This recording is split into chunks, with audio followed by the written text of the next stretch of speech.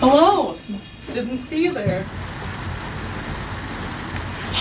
Today, we're going to be talking about brakes. Today we're going to be focusing on V-brakes. They are one of the more common brakes that we see at RamBikes and the easiest to work on by yourself. While the kind of tools you need depend a lot on the kind of system you have, these are the most common.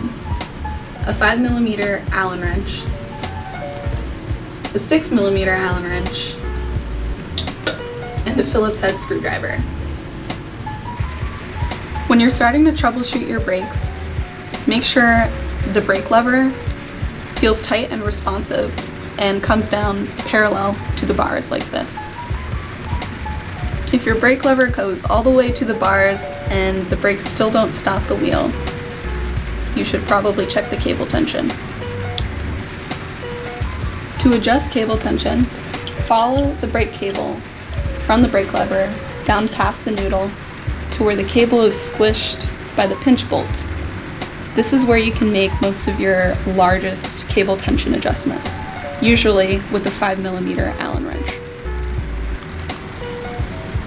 Pull the cable through the pinch bolt like this, and once you get it to an appropriate area, tighten the pinch bolt down with your Allen key. If your brake lever feels fine, but your wheel doesn't move, or you hear a lot of rubbing, you're going to want to check the brake pads. On this wheel, the brake pad is too close to the rim, preventing it from rolling freely.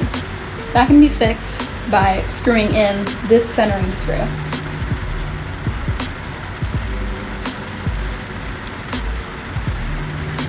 Whenever you make any adjustments to the centering screw, make sure you press down on the brake levers a couple times to reset it.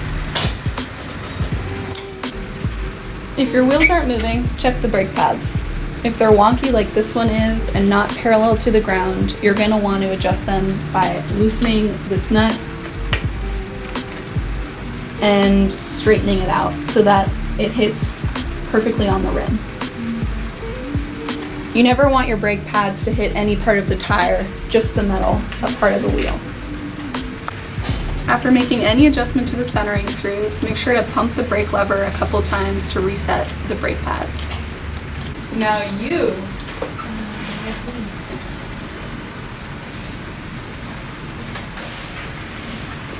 can fix your own brakes.